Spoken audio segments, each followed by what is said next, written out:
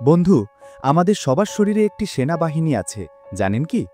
এই সেনাবাহিনী প্রতিদিন বাইরের শত্রুদের সাথে যুদ্ধ করে আমাদের সুস্থ রাখে। এই শত্রুরা হলো নানা রকম রোগ জীবাণু। কিন্তু একবার ভাবুন তো, যদি এমন কোনো শত্রু আসে যে শত্রু সেজে না এসে আমাদেরই সেনাবাহিনীর পোশাক পরে তাদের দলে মিশে যায়। এতটাই চালাক যে আমাদের সেনাবাহিনী তাকে বন্ধু ভেবে নিজের ঘরেই জায়গা করে দেয়। আজ আমরা এমনই এক ধোঁকাবাজ ভাইরাস নিয়ে কথা বলবো, যার নাম এইচআইভি। আসুন সহজ ভাষায় গল্পের মতো করে জেনে নিই এই ভাইরাসটা আসলে কি এবং কিভাবে এর থেকে সুরক্ষিত থাকা যায়, ভয় পেয়ে নয়, বরং সচেতন হয়ে। বিষয়গুলো আরেকটু ভালোভাবে বোঝার জন্য 5টি অধ্যায় বিভক্ত করেছি।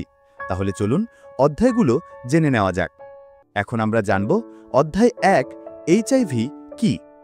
এইচআইভির পুরো কথাটা হলো হিউম্যান ইমিউনোডেফিসিয়েন্সি ভাইরাস। ভেঙে বললে হিউম্যান মানে এটি শুধুমাত্র মানুষকেই সংক্রমিত করে, ইমিউনোডেফিসিয়েন্সি মানে হলো এটি আমাদের শরীরের রোগ প্রতিরোধ ব্যবস্থা বা ইমিউন সিস্টেমকে দুর্বল করে দেয়। আর ভাইরাস তো বুঝতেই পারছেন, এটি একটি জীবাণু। আমাদের শরীরের রোগ প্রতিরোধ ব্যবস্থার প্রধান সৈনিক হল এক ধরনের শ্বেত রক্তকণিকা, যার নাম CD4 কোষ। এইচআইভি ভাইরাস ঠিক এই সৈনিকদেরই আক্রমণ করে এবং তাদের ভেতরে ঢুকে নিজের সংখ্যা বাড়াতে থাকে। এর ফলে আমাদের শরীরের সেনাবাহিনী অর্থাৎ রোগ প্রতিরোধ ব্যবস্থা ধীরে ধীরে দুর্বল হয়ে পড়ে। তখন সাধারণ সর্দি কাশির মতো রোগও মারাত্মক আকার ধারণ করতে পারে। এখন আমরা জানব অধ্যায় 2, এইচআইভি এবং এইডস কি এক? অনেকেই এইচআইভি এবং এইডসকে একই জিনিস বলে ভুল করেন, কিন্তু বিষয়টা তা নয়। এইচআইভি হল ভাইরাসটির নাম, আর এইডস হল এইচআইভি সংক্রমণের চূড়ান্ত পর্যায়। এইডসের পুরো কথাটি হল অ্যাকোয়ার্ড ইমিউনোডেফিসিয়েন্সি সিন্ড্রোম। যখন এইচআইভি ভাইরাসের আক্রমণে শরীরের রোগ প্রতিরোধ ক্ষমতা এতটাই দুর্বল হয়ে পড়ে যে শরীর আর কোনো রোগের বিরুদ্ধেই লড়তে পারে না, সেই অবস্থাকে বলা হয় এইডস। তবে সঠিক সময় চিকিৎসা শুরু করলে এইচআইভি সংক্রমণকে এইডস পর্যায়ে যাওয়া থেকে আটকানো সম্ভব। এখন আমরা জানব অধ্যায় 3, কিভাবে এইচআইভি ছড়ায়। এইচআইভি ছড়ানো নিয়ে আমাদের সমাজে অনেক ভুল ধারণা আছে, তাই এটা পরিষ্কারভাবে জানা খুব জরুরি যে এইচআইভি কিভাবে ছড়ায় এবং কিভাবে ছড়ায় না। এইচআইভি মূলত ছড়ায় নির্দিষ্ট কিছু শারীরিক তরলের মাধ্যমে। ক, অসুরক্ষিত যৌন মিলন। এইচআইভি সংক্রমণের সবচেয়ে সাধারণ কারণ হল কন্ডোম ছাড়া যৌন মিলন করা। খ, সংক্রমিত রক্ত গ্রহণ করলে বা দূষিত রক্ত নিলে এই ভাইরাস ছড়াতে পারে। গ, একই সিরিঞ্জ বা সূচের ব্যবহার।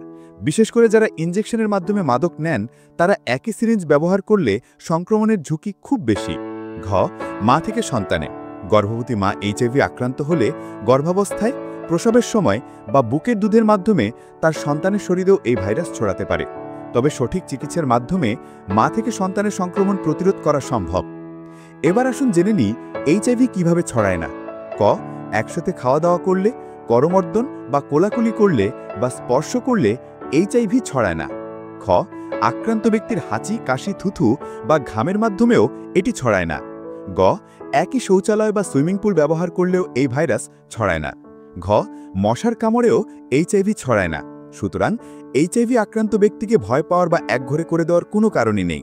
তাদের প্রয়োজন আমাদের সহানুভূতি এবং সহযোগিতা।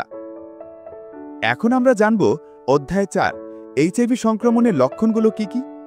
এইচআইভি সংক্রমণের প্রাথমিক পর্যায়ে কিছু লক্ষণ দেখা দিতে পারে যা সাধারণ ফ্লুয়ের মতো, যেমন জ্বর, গলা ব্যথা, শরীরে ফুসকুড়ি ওঠা, মাথা ব্যথা এবং ক্লান্তি। এই লক্ষণগুলো কিছুদিন পর নিজে থেকেই চলে যায়। এরপর অনেক বছর পর্যন্ত বাইরে থেকে কোনো লক্ষণই দেখা যায় না। এই সময় ভাইরাসটি নীরবে শরীরের ভেতরে রোগ প্রতিরোধ ক্ষমতাকে নষ্ট করতে থাকে।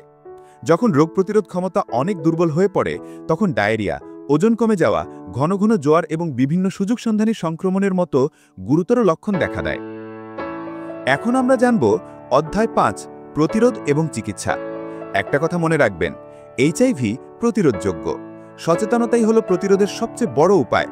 তাহলে কিভাবে আমরা প্রতিরোধ করতে পারি, চলুন জেনে নেওয়া যাক। ক, অসুরক্ষিত যৌন মিলন এড়িয়ে চলুন এবং সর্বদা কন্ডোম ব্যবহার করুন। খ, রক্ত গ্রহণ করার আগে তা এইচআইভি মুক্ত কিনা তা নিশ্চিত হয়ে নিন।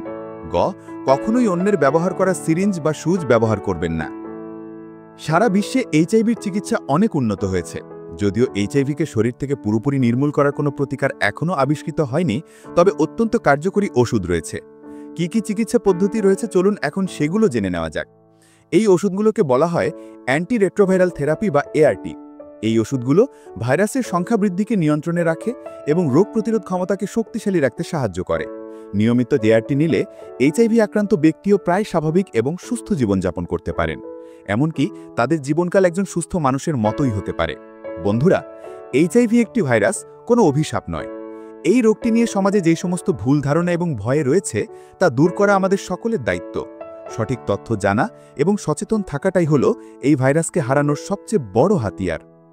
যদি আপনার মনে কোনো সন্দেহ থাকে বা আপনি নিজেকে ঝুঁকিপূর্ণ মনে করেন, তাহলে সংকোচ না করে চিকিৎসকের পরামর্শ নিন এবং HIV পরীক্ষা করান। মনে রাখবেন, দ্রুত রোগ নির্ধারণ হলে চিকিৎসার মাধ্যমে একটি সুস্থ জীবন পাওয়া সম্ভব।